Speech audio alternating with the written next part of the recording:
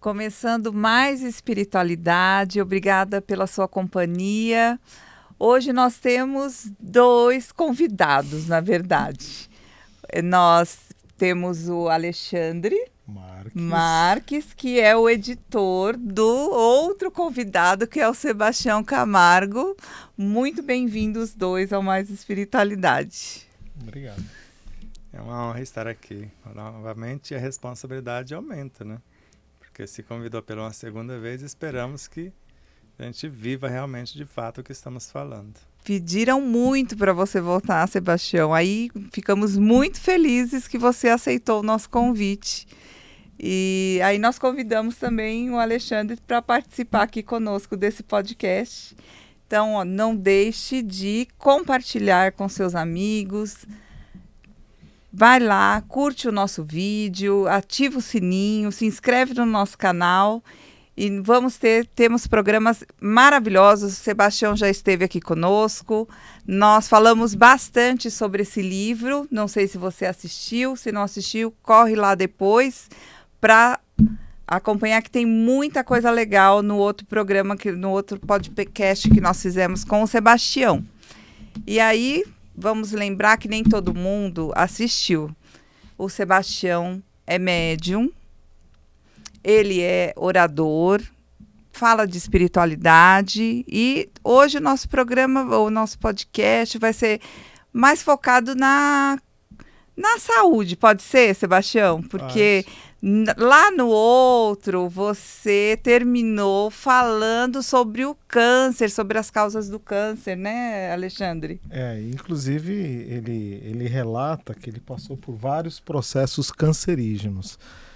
E primeiro a gente precisaria entender o que é o câncer, porque de repente os médicos dizem que quando o paciente recebe o diagnóstico, diz que metade morre no diagnóstico, né? É verdade. Não é? Eu sei disso. Então. Aí depois você descobre que tem vida depois do câncer, mas realmente a gente morre na frente do médico. Morre no diagnóstico. Então, para a gente é interessante entender, Sebastião, o que é o câncer, na verdade a sua origem, porque disso não é uma coisa que, de repente, não é uma carta que você recebe com antecedência, né? Você recebe essa carta e é uma decepção. E, ao mesmo tempo, entender também, se você passou por vários cânceres, qual que é o milagre? Então, vamos lá. Então, uma coisa é o processo cancerígeno, porque o câncer não é um bacilo físico, segundo o Ramatiz, é um bacilo psíquico. Então, o processo cancerígeno é algo que está na alma do ser, porque é mágoa, ressentimento, frustrações, tristezas, várias situações não resolvidas dentro da criatura. Isso acaba ativando um vírus que Pietro Baldi chama de espiroqueta, ou ele era em forma de espiral, que ele está ali.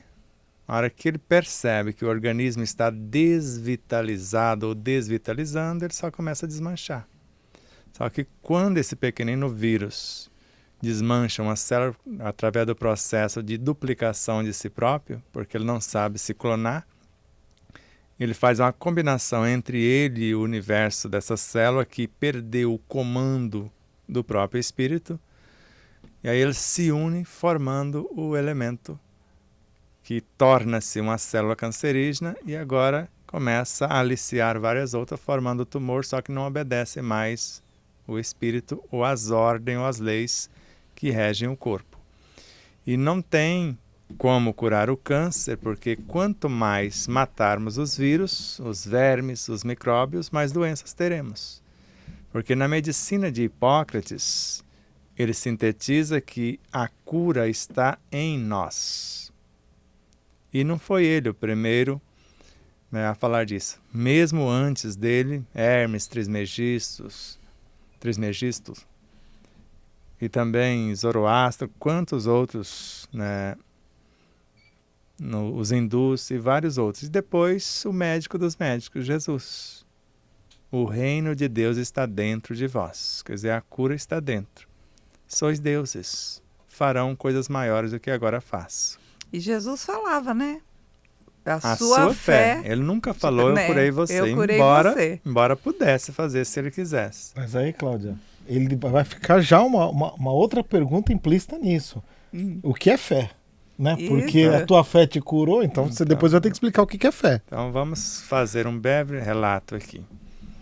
Para Camille Flammarion, num dado momento ele vai dizer, dentro de uma gota d'água, que tem mais ou menos 9 trilhões de átomos, ele fala que tem seres com milésimos de milímetro, já com músculos, instrumento de nutrição, de percepção, de locomoção e com a força e a velocidade de um cavalo a galope, já perseguindo a sua presa, o seu almoço, nos abismos de uma gota d'água.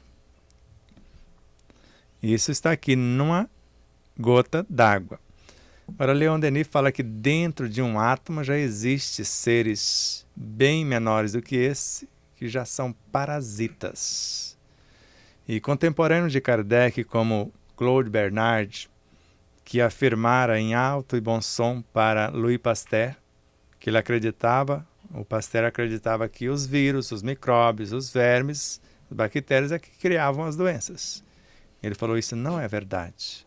É o ambiente que as torna ou os torna agressivos. E Anthony Béchamp, Pasteur nasceu em 1818, Claude Bernard em 1813, Anthony Béchamp em 1816. E ele falou, ainda tem mais. Quem cria esses seres que agridem o próprio organismo é o próprio indivíduo, que na época ele chamou de prótites, que são esses parasitas que estão no interior dos átomos. Então nós somos uma fábrica de câncer?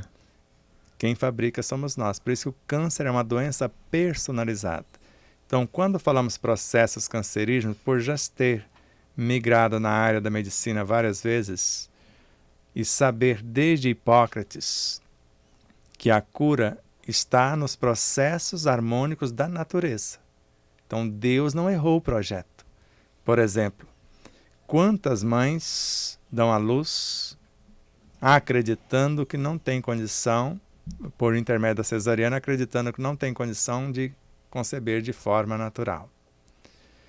Eu acho que aquela médica de Campo Grande, Mato Grosso do Sul, que estudou e depois aqui no Hospital das Clínicas, trouxe mais de 10 mil crianças ao mundo, que também estudou medicina chinesa, eu acho que esqueceram de falar para ela, e ela nunca fez uma cesárea. Mais de 10 mil crianças. Esqueceu de falar para ela da fábrica de cesarianos. E ela acreditou no projeto divino que fez tudo correto e não tem nada de errado na obra, e nem com o autor e nem com as leis. Então, quando nós percebemos que saímos do prumo das leis de harmonia, das leis de equilíbrio, o que nós chamamos de doença, o energismo perturbado de um pensamento negativo, de uma emoção desgovernada, de uma palavra em desalinho. Inclusive, a gente pode parar um pouquinho e ensinar o pessoal a fazer feitiço. Será que eles vão gostar? Nossa! Macumba. Será, Saiguzas, que eles vão gostar? Fazer macumba? Bruxaria. Um pouquinho mais forte. E magia negra. Querem aprender? Quer, Cláudia? Eu não, Sebastião, não sei quem está nos assistindo. Será que eles já sabem fazer? Porque Chico Xavier disse que a fofoca também mata. E Ramatiz falou que a pior magia negra é a fofoca. Então, quando começamos a fofocar da vida alheia, usar da maldade, da mentira, da maledicência, etc., nós começamos a matar as nossas células. Esse é um processo que você acaba criando esses parasitas que você comentou? Sim. E aí começam os processos cancerígenos, que no primeiro livro, Nas Origens do Câncer, no capítulo 9, com Ramatiz, ele fala que o câncer começa quando eu começo a perturbar a energia da natureza, que nós chamamos de elementais, que Kardec chamou de espíritos da natureza, né, forças da natureza, e são eles que governam os nossos órgãos, governam as nossas células, governam os nossos átomos, e que Camille Flammarion chamou de alma virtual. Então não existe nada que não tenha a sua alminha. Então é um átomo de carbono, disso ou daquilo, gerenciado por essa alminha que torna-se um indivíduo ali, mesmo pequenino. Se um átomo é um aglomerado de forças vivas, um átomo tem uma consciência. Porque Alice Bailey fala da consciência do átomo. E a consciência do átomo é um elemental, um espíritozinho que coordena espíritos menores, as partículas atômicas. Mas quando chega num elétron, Ramatiz fala que tem um elemental que comanda o elétron. Mas Aulus, na obra Nos Domínios da Mediunidade, fala que um fóton, que faz parte da estrutura do elétron, é um elemental também, é um agente da natureza. E quando nós pensamos, nós atraímos ou interagimos com a matéria mental, que segundo Gubbio, na obra Libertação de André Luiz, a matéria mental é sempre, e quando fala sempre, não tem como sair fora, formada de seres vivos incontáveis em processo de evolução nos quadros do universo sem fim. Então, quando eu começo a pensar em desalinho ou em dissonância com a harmonia recomendada pelo Evangelho, com equilíbrio, eu começo a desorganizar esses elementos. Ramatiz fala que eu começo a perturbá-los com as minhas emoções, com os meus pensamentos, e eles vão desorganizando as estruturas que vão sendo construídas, porque com esses elementos da matéria mental, nós confeccionamos a bioenergia, que vai gerar, nutrir, organizar e manter a vida já fora do prumo. E quando uma célula, governada por esta energia vital, que nós chamamos da aura da célula, a aura vital, quando nós começamos a pensar negativo, nós matamos essa energia, ela para de ser trazida até a célula, então ela perde o governo. Perdeu o governo onde o vírus, que estava lá em hibernação, ele sente que tem alguma coisa para desmanchar. E começa a duplicar-se, e com isso desmancha a célula e acontece o que nós falamos. E assim como as bactérias. Então esses seres não vieram para agredir o corpo conforme Ramatiz. Na obra Sob a Luz do Espiritismo, ele narra isso. O corpo físico é feito de átomos, de moléculas, de células, de vírus, ultravírus, de micróbios, de vermes que foram feitos para sustentar o nosso corpo. E a medicina, num dado momento, desvirtuou-se da medicina proposta pelo pai da medicina, que é Hipócrates, onde ele narrava, e repito, a cura está em você, que seu alimento seja seu único medicamento. E quando desvirtuam a medicina, achando esses serizinhos e criando armas para matá-los, criaram mais doenças. Pode ver que a cada dia que eles sofisticam os equipamentos para registrar, para chegar ao diagnóstico, as medicações, quanto mais eles se esforçam para isso, mais doença aparece. Por isso que Joana de Ângeles, só finalizando, não existem doenças, existem doentes. Então, assim, uma fofoquinha que a gente faz, eu estou me prejudicando 2 vezes, porque eu estou falando algo que vai, às vezes, prejudicar a vida da pessoa, eu nem sei onde vai parar esse comentário que eu estou fazendo, e, além disso, eu estou desestruturando o meu corpo e posso ficar doente. Vamos começar um pouquinho antes da fofoquinha. Emmanuel. Uma emoção violenta sobre o corpo é semelhante a uma martelada em engrenagem sensível de uma máquina. O que você chama de emoção violenta? Então, eu já vou falar o que é. Então, imagina meu relógio e dê uma martelada nele. Isso é uma emoção violenta sobre o corpo. Eu odeio água natural, quente aqui do temperatura. Só tomo água gelada. Isso dizima bilhões de células em segundos. Uma crítica, então. Uma crítica. Vamos colocar uma crítica que ela destrói. O que constrói é o exemplo. Se acha que o outro está fazendo algo equivocado, exemplifica o que é certo. Porque quando você critica, você julga segundo Paulo de Tarso. Pode ir lá e confirmar segundo a tradução, porque agora dá vontade de chorar com as traduções que são mais adulterações do que traduções. Mas se achar uma melhorzinha, aquela que Hamed encontrou, está lá na obra Renovando Atitudes, que está na 3ª carta de Paulo aos Romanos, está lá no 2º capítulo, no 1º versículo. Indesculpável o homem que se arvora em juiz, porque julgando o outro condena a si mesmo. Porque quando você julga, você atrai para você o que você julgou. Isso não é só ele não. Depois, mais tarde, Emmanuel Na obra Pensamento e Vida fala a mesma coisa no capítulo 8, chamado Associação. Então, tudo que eu condeno no outro, a lei me obriga a passar pela mesma coisa, com as mesmas dificuldades que eu estou julgando, condenando o outro. Eu trago aquela situação e gravo nos tecidos mais sutis de minha alma. É só questão de tempo para a lei me convidar, já que você julgou, criticou, agora vista a mesma pele, passa pela mesma situação, vê se você se sai melhor do que o outro estava se saindo. Ô Sebastião, vamos devagar com isso, né? Você está falando de uma mudança de propósito. Tá. A maioria das pessoas se julgam, e todos nós falamos, eu sou uma boa pessoa, eu não faço mal para ninguém, eu não roubo, não mato, né? Outras vezes, dentro de condições normais, você, eu tinha um vício de beber, parei, né? É uma mudança de propósito. Eu resolvi ir para o Tibete, é uma mudança de propósito. Né? Eu estava solteiro, fui para casado, ou casado para solteiro, tudo é mudança de propósito. Mas você parece estar falando de alguma coisa mais profunda do que isso. Não é uma mudança de estado simples. E pelo que você está explicando, tudo parece que se origina de um comportamento. Porque se o câncer, que é devastador, é capaz disso, aí eu falo assim, bem, a pneumonia, todos os tipos de doenças me parecem originárias disso. São originárias, e quando você fala de mudança de propósito, o que exatamente você está falando de mudança de propósito? Vamos só recuar um pouquinho no tempo. Joana de Ângeles, ela narra que a doença nasce do desequilíbrio da energia, desde a origem. Então, desde o princípio inteligente, que nós ajuntamos uma porção para formar os fluidos, para formar a matéria mental, e na sequência, reequilibrando o pensamento, você reequilibra a energia e sara.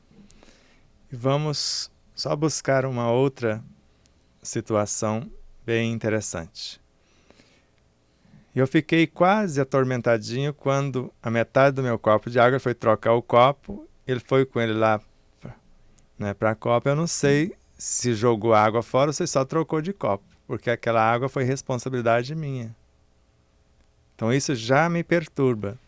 Porque Kardec nos ensina a criar átomos, como falamos no outro programa, transformá-los em alimentos ou em medicamentos. Magnetizar essa água, alterando a sua estrutura, com o nosso pensamento, com a nossa vontade, com o nosso magnetismo, mas nos ensina a magnetizar a água do corpo como um todo. Então, tudo que eu penso e sinto, por mais que eu não fale, já passou por todas as minhas células. E Joana de Ângeles fala que o meu pensamento reflete sem lapso de tempo em todo o citoplasma e no DNA também. E eu posso alterar o comportamento da célula, que nós chamamos de fenótipo, pacificando ou complicando a coisa. Ou eu posso alterar o cronograma organizacional, que ela chama, ou a ciência chama de fenótipo, e mudar a causa de uma doença congênita. E o Miramês também fala a mesma coisa. Se assim não fosse, não teríamos sarado da visão, que era uma doença congênita, uma doença incurável ainda para a medicina, e várias outras situações. Então, quando nós compreendemos essas realidades e vamos cruzando as informações desse propósito, aí nós vamos vendo esse desequilíbrio nos pequenos detalhes de um desperdício. Então, a pessoa não fez nada. Ela só usou e agora parece que não está gostando mais do produto, porque estava bem bonitinho, todo redondinho, agora aumentou uns quilinhos ali e acha no direito de trocar, né? Tanto o homem quanto a mulher. E ele esquece, também com Joana de Ângeles, que ninguém tem o poder de fazer o outro feliz. E ele quer alguém que o faça feliz, ou ela quer alguém que a faça feliz. Então, por não saber disso, às vezes deixa uma mala com roda e pega uma sem roda. E às vezes deixa uma com alça e pega uma sem alça. E às vezes deixa aquela sem alça e pega uma caixa de papelão molhado, até perceber que é dentro que precisa mudar. Se eu mudar dentro, eu vou amar Deus e a obra, tudo que existe fora. e eu vou atrair um parceiro que tem ideias semelhantes, não iguais, porque é impossível ter iguais, que quer caminhar para o mesmo ponto. Por exemplo, um átomo de sódio, um de cloro, eles desejam ser um cloreto de sódio juntos. Vamos formar algo maior do que nós dois, que a gente chama de lar, de família, etc. Então, quando as pessoas, por pequenos detalhes, às vezes adquirem um simples alimento e não planejou, deixou que os olhos mandassem na hora da compra, que os instintos, que o olfato, e não fizeram a listinha e obedecem à listinha do que realmente necessitam, compram o que não precisam ou o que não necessitam e deixam apodrecer. Um tomate que apodrece na geladeira, quando eu vou, todos os tomates, os tomateiros do planeta sentem a dor. Isso está em George Washington Coven, está no nosso primeiro livro. Nós extraímos do livro A Vida Secreta das Plantas. Então, quando se maltrata um animal, todos os demais sentem a dor. Você já não sentiu, Cláudio, uma dor de repente de um lugar que você não sabe de onde e dilacerante? Ou às vezes uma alegria que você não sabe, que às vezes você chora de emoção. Com certeza. Então alguém fez alguma coisa boa quando você sentiu aquela alegria, aquela satisfação que você não sabe de onde está vindo, fez algo nobre, refletiu no contexto. Ou quando você sente aquela dor que não tem explicação, alguém está maltratando alguém em algum lugar. Porque o efeito da ação de um único elemento, segundo Leon Denis, no mais ínfimo diminuto espaço, afeta todo o conjunto. E nesses processos de querer crescer, se dar bem, achar que está sendo feliz tendo coisas ou tendo parceiros, sem esse equilíbrio, né, estabelecido pelas propostas do Cristo, exaradas no Evangelho, aí nós vamos nos complicando, porque eu penso que felicidade é ter, e felicidade é estar em paz com a consciência, na obediência às leis e fazendo o máximo que podemos para que todos os seres sejam felizes também, sejam saudáveis e estejam em paz. Então, quando alguma coisa estiver fora do prumo, num relacionamento, quem é que tem que mudar? Quem está percebendo o desequilíbrio no outro, porque eu estou olhando no espelho. Isso, Emmanuel, eu coloquei, Cláudia, no segundo livro, no item do capítulo 9, que chama A Vida é o Espelho da Alma. Que é o despertar da consciência de Sal da Terra, Luz do Mundo, que é esse aqui, ó, gente. Esse aqui. Esse aqui, inclusive, depois eu queria que você explicasse, porque ele aqui tem a orientação de Leon Denis, Miramês, e aqui a orientação Leon Denis, Miramês e Ramatiz. Então, um terceiro, né? Mas depois a gente chega. Então, nesse item, nós colocamos mais de 20 autores falando a mesma coisa. O que você julga no outro é o que está desequilibrado em você. Você não reconhece em você. Você vê se espelhado, porque se tiver alguma coisa fora de mim, fora do prumo, Deus não existe. É papo furado que ele é a suprema sabedoria, que eu estou vendo, aí está tudo fora do prumo, o mundo está bagunçado. E é mentira também que ele é onipresente, que ele está na cena, porque senão... E mais ainda que ele é onipotente, que ele poderia mudar tudo. Mas eu quero ser maior do que ele, não entendo o que está acontecendo e não faço a minha parte, porque Chico já falava. Antes, André Luiz falou para ele, está em Respostas da Vida, o único mal a temer é aquele que ainda existe em nós. E na sequência, o próprio Chico, consertando dentro que está desajustado, fora tudo está perfeito.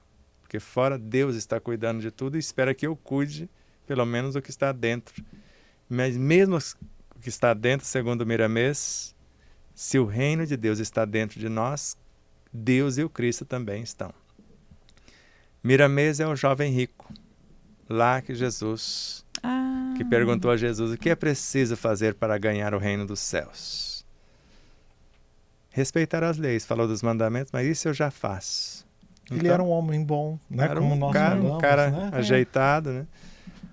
E o Divaldo conta isso, entregou para nós a informação outro dia, de uma situação que eu desconhecia. Ele falou, vá então, vende tudo que tem, divida com os pobres, vem e segue-me. Isso eu não consigo ainda. Porque naquele dia, segundo o Divaldo, ele tinha uma corrida de biga. E ele tinha que ganhar o troféu para se exibir. Só que na corrida de biga houve um acidente, ele quebrou o pescocinho e perdeu a oportunidade. Então ele era um bom homem, cumpria as leis, mas tinha apego ainda.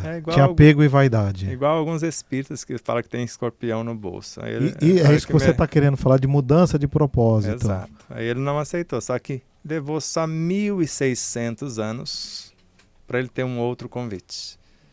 Aí para nossa alegria, quando ele estava na roupagem como um lorde espanhol, veio como espião para espionar as riquezas do Brasil para levar de volta para quem o enviou.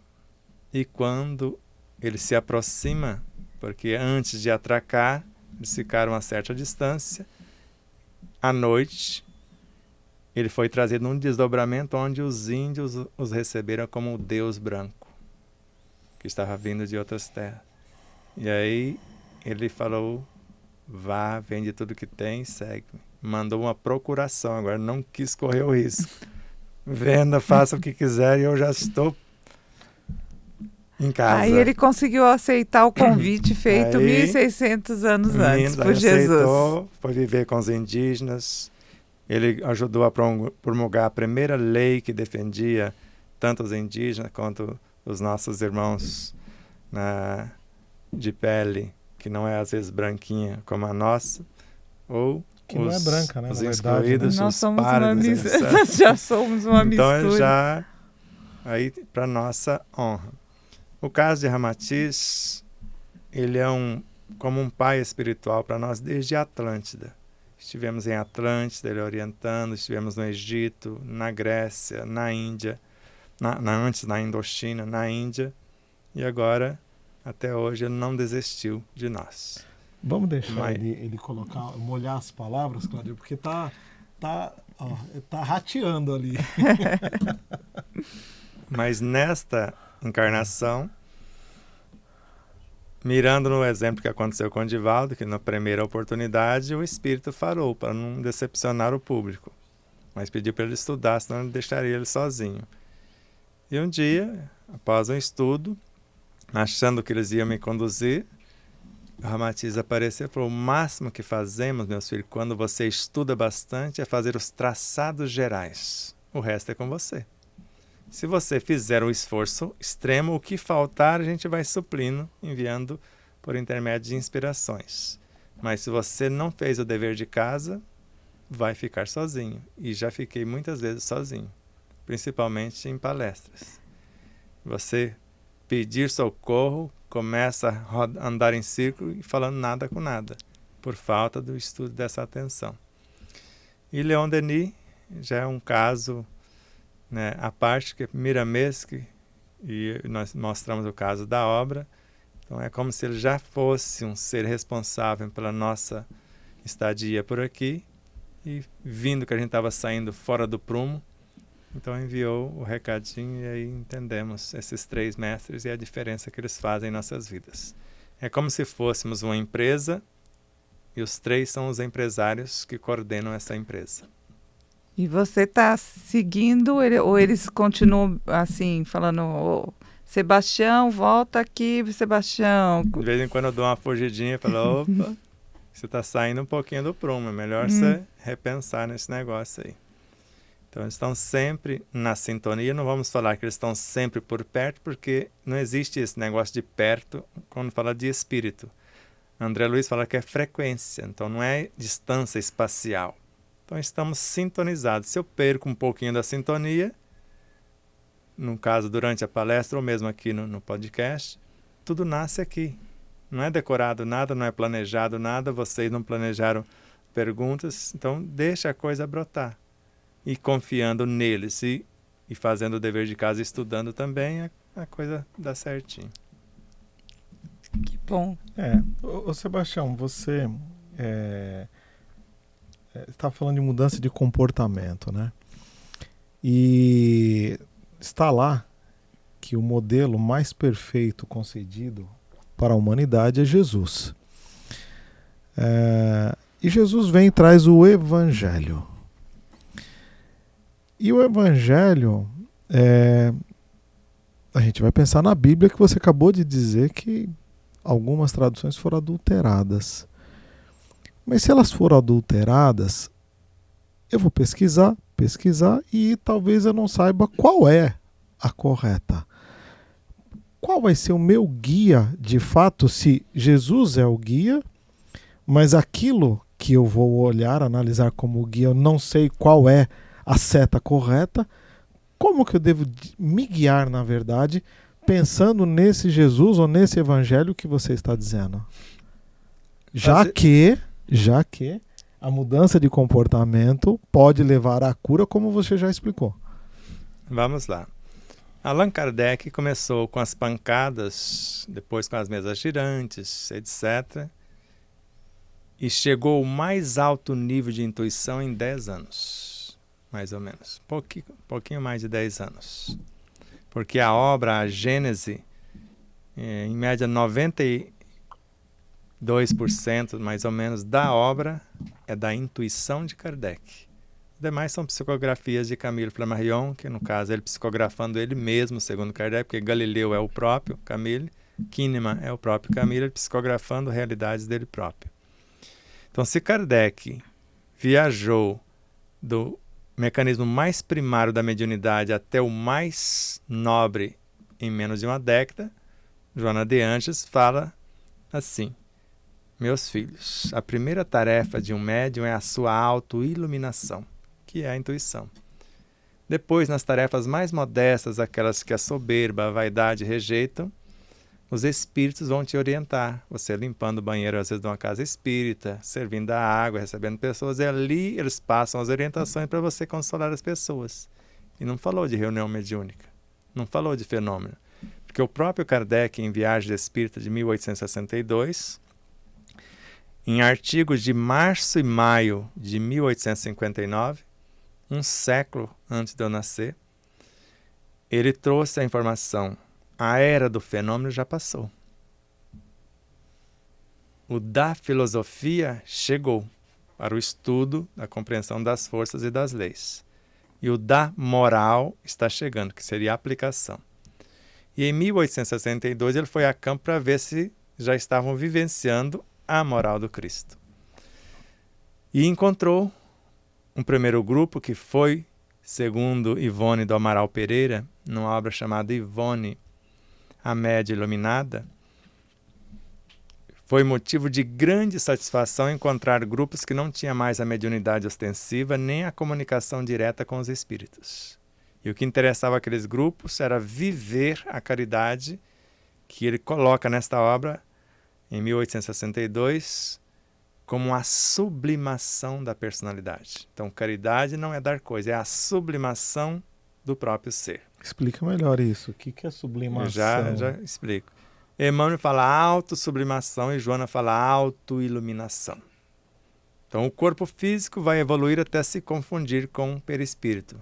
Não está no Evangelho segundo o Espiritismo, no item 24 do capítulo 4? Então, é o cuidado que temos com o corpo. Lá está a lição também, cuidar do corpo e do espírito, mais adiante. E o perispírito sofre transformações sucessivas quando eu penso nobremente, quando eu conduzo minhas emoções nobremente, quando as palavras são disciplinadas e as atitudes em harmonia. Então ele sofre transformações sucessivas até a sua completa purificação, que é o processo de autoiluminação. Então agora as duas equipagens, a biológica e a psíquica ou perispirítica, onde acontece os maiores eventos da mediunidade, porque pode acontecer também de mente a mente e de consciência a consciência. Mas as mais corriqueiras acontecem nesses dois universos. Eles sublimados, disciplinados, comendo o necessário para manter a saúde, ou seja, comer o que necessitamos, não o que o corpo pede. Comer por hábito e por prazer é uma coisa, comer por necessidade é outra muito diferente. Então, quando nós vamos nos educando e quando falamos de evangelho, eu li acho que 55 traduções bíblicas ou interpretações, porque uma desmente a outra e vice-versa. Não estamos negando o evangelho, mas é Emmanuel, é Chico, Eu não conheço uma dupla no último século que mais falaram do Evangelho de Jesus, a não ser esses dois mestres. E num dado momento, na obra Irmão, na lição Renúncia, Emmanuel fala: quando estudarmos o Evangelho, não esqueçamos que ele não está aqui nem acolá, mas sim em ti mesmo.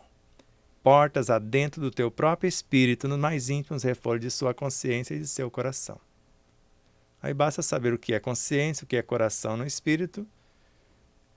E aí vem Joana de Ângeles. Evangelho é um repositório de força, vitalidade e vida. É o reino de Deus que Jesus falou. O reino de Deus está dentro de vós. E vem Emmanuel confirmando, Joana. Agora, como colocar isso em ação? A oração é para isso. A oração é que vai colocar essa força, a vitalidade e vida. Porque quando estudamos o Evangelho segundo o Espiritismo com maior cuidado, numa mensagem mais ou menos assim, segundo as traduções, se todos os encarnados estivessem cientes da força que trazem em si mesmo, Evangelho, e colocasse a sua vontade a serviço dessa força, seriam capazes de realizar verdadeiros prodígios. E Leon Denis mostra como é isso. Esta vontade é a essência consciencial do ser, que domina o mundo mental, perispiritual e físico. Então, esta força no ápice, interagindo com a matéria que está em torno da própria mente, porque ela gerencia a própria mente, a vontade. Emmanuel fala que é a gerente esclarecida da mente. Então, nesse átomo, ela transforma esses elementos que ela canaliza, gravando neles a sua inteligência, transformando em atração. E a atração é o pensamento. Então, a matéria mental que dá forma ao pensamento. E a atração se faz amor. E o amor gera, nutre, organiza e mantém a vida em todas as suas expressões. Aí Joana fala. A oração está lá. Aí eu pergunto onde? Lá onde a consciência se expande. O reino de Deus em nós, a superconsciência. É o mais perfeito mecanismo ou instrumento para o processo de autocura, porque vai trazer a lei, que é a força, a vitalidade para gerar a vida. É o mais perfeito mecanismo de plenificar-nos na ação, que é a sublimação. Mas o que é então essa mocinha chamada oração? No Evangelho segundo o Espiritismo, no item 23 do capítulo 27, é a primeira filha da fé, já que ele perguntou sobre a fé. E a fé é um sentimento que nasce com o homem, está lá no mesmo capítulo. É a consciência que ele tem da sua destinação futura. Então a fé que nós falamos, no sentido mais profundo do termo, é o que nós chamamos de intuição. Que é a fé inquebrantável.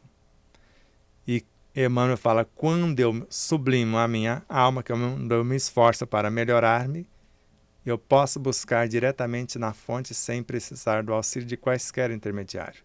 Então eu busco nos originais da Bíblia, que está no plano espiritual, incorruptíveis. Se eu quiser buscar no livro, ele é vivo, eu vou lá na fonte e busco. Como Kardec fez, ele saía do corpo, ele fazia o mesmo processo. Saía do corpo, conversava com a falange, estudava e depois trazia até as perguntas que aconteciam aqui, combinaram lá. Vocês perguntam tal coisa, a gente dá as informações, aí você coloca nas obras. Você sabia dessa? A reunião fora do corpo, eles se confabulavam, estudavam e depois ele voltava ao corpo com a intuição, anotava e depois perguntava e trazia as informações. Você falou aqui, eu lembro no outro programa, que esse livro aqui foram mais de 1.700 livros que você estudou para poder resultar nesse livro aqui, no né? Plano espiritual. No plano não, foram 400 Não, mais de 600 no 600 plano no plano físico e os demais fora. E esse aqui, A hora que passou de 2.000, aí nós não contamos mais. Aí você não contou mais. Mais de 2.000 livros Ô, Cláudia, ele fala assim de um jeito que parece fácil, né? Eu vou pegar nas nuvens, né? Para você parece fácil, mas para nós, né? Qual o caminho para você de fato conseguir acessar esse conhecimento que está à disposição? Porque eu fico imaginando assim, né? A Biblioteca de Alexandria diz que queimaram ela, né? Aí eu falo assim, bem, queimaram no físico, mas então... Nunca queimaram coisa alguma. Queimaram o livro dos Espíritos em praça pública, mas queimaram os Espíritos que o ditaram? Mesmo que queimasse Allan Kardec, ainda não daria certo. O livro é informação. Na estante você tem lá a informação, lá olhando para você, mas você não tem conhecimento. Agora, lido, compreendido, você tem agora o conhecimento. Mas ficar só no conhecimento, você não tem sabedoria. Vivenciado, você forma o que nós chamamos de o conhecimento vivenciado gera o discernimento. E o discernimento é a própria consciência, segundo Carl Gustav Jung, Divaldo outra vez. Divaldo dá cada pérola, eu fico atento, a maioria não percebe. A consciência não é o acúmulo de saberes, é o discernimento do conhecimento vivenciado. Então, quando você se esforça um tantinho, você vai construindo o mecanismo para acessar o conhecimento. Conforme o nosso amigo professor Hugo Filártica do Nascimento, ele falava, sai do corpo quem tem moral e quem tem propósito e conhecimento. Você não sai porque quer. Com ritual não se sai do corpo. Você sai quando você tem um nobre propósito, tem o conhecimento que Kardec não admitia numa reunião mediúnica, experimentação prática, ninguém que não tinha lido a teoria, que já estava em curso, livro dos médiuns, etc. Então ninguém ia lá por curiosidade. Então se você tem um pouco de conhecimento, você sabe agora, vamos para a oração. Amélia Rodrigues. Oração é uma couraça de luz que nos defende por dentro e nos imuniza por fora. Nos defende por dentro dos nossos próprios tormentos, porque nós temos lá o inconsciente, que é o nosso umbralzinho. Então ele cria uma barreira entre ele e o consciente e o subconsciente, protegendo-nos. E aí Emmanuel e Joana explicam como. Emmanuel, ela começa na feição de simples desejos. Emmanuel, na obra Pensamento e Vida, fala que na mente tem no mínimo 4 departamentos: inteligência, imaginação, memória, desejo. Então, se ela começa na feição de simples desejo, é porque eu usei a minha inteligência, o meu poder imaginativo, consultei as minhas memórias e aciono meus desejos para construir alguma coisa. E para Emmanuel, o desejo é uma alavanca que vai mover um sentimento que nós queremos promover. E Joana e Emmanuel são unânimes ou falam a mesma coisa. Aí os sentimentos vão viajar do coração para o cérebro. Ou do emocional para o mental. Quando chega no mental, transforma-se em pensamentos. Eu não sabia que a oração era filha da fé e não sabia que o pensamento era filho da oração. Quando você vai estudando isso, você sabe que está criando seres. Porque eu creio que Divaldo não enlouqueceu.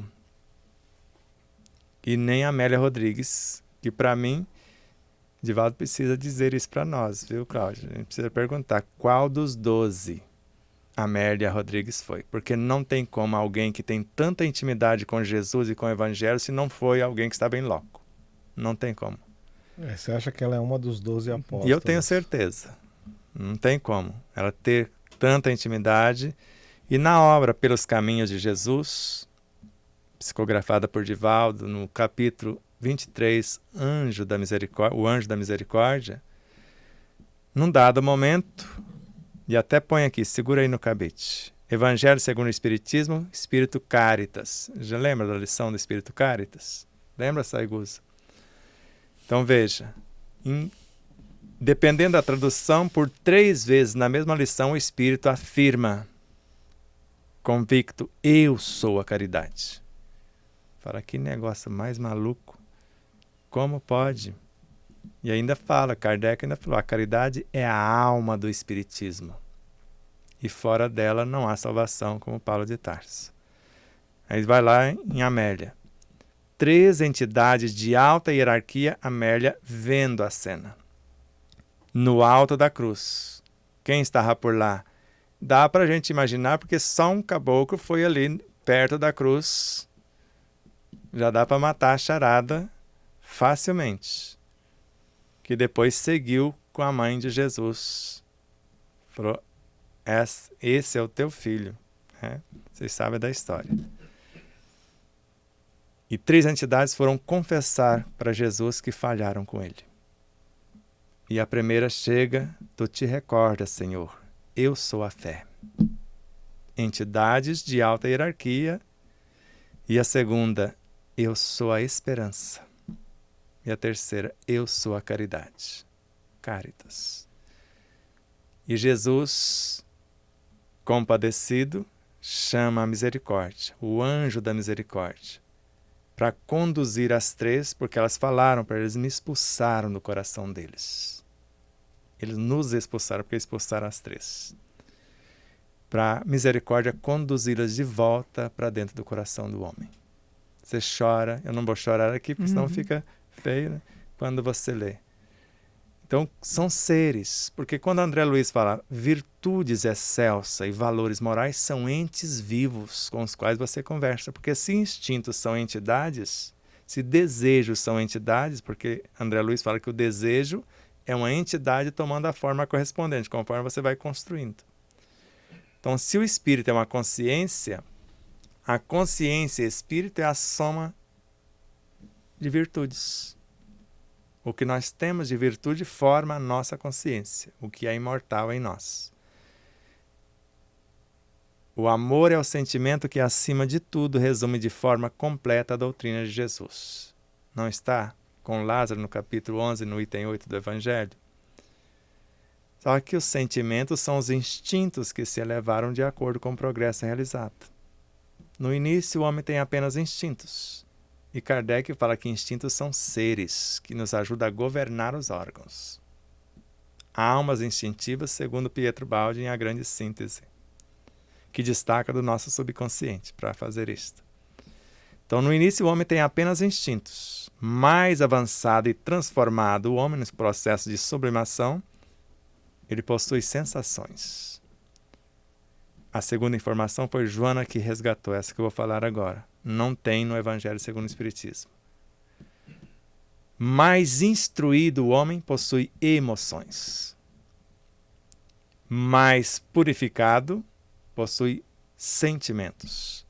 No ponto mais delicado, mais sublimado dos sentimentos, surge o amor que reúne e condensa todas as sublimes revelações, todas as virtudes, o que há de mais nobre. Isso forma a nossa consciência, que é o discernimento do conhecimento vivenciado. Ai, que coisa maravilhosa, mas eu não tenho uma boa notícia para você.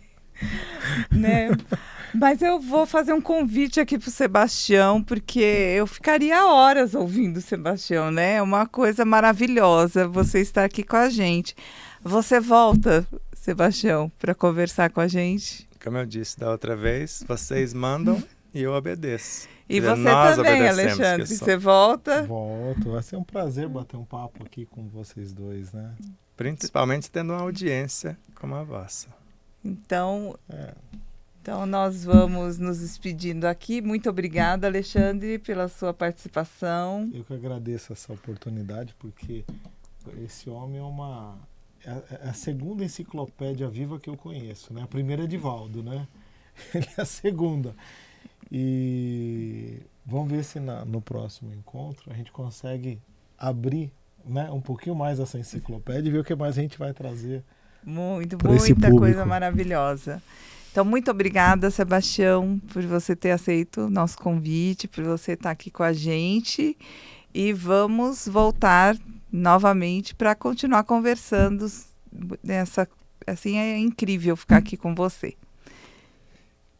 A gratidão infinita é nossa. E vocês, que já seguem aqui Mais Espiritualidade, que já se inscreveu, curtiu, compartilhou os vídeos, entre também em nosso canal Despertar da Consciência, o nosso site despertardaconsciência.com.br. Siga-nos nas demais redes, Instagram, Facebook, Telegram. E tem também o Spotify, tem o podcast, Amazon Podcast, iPhone Podcast e YouTube Music, né? Porque descontinuou o Google, né, Podcast e entrou o YouTube Music. E nos vemos por aí. Então, obrigada, muito obrigada a você que nos acompanhou e nos acompanha aí para mais vídeos maravilhosos. Até mais.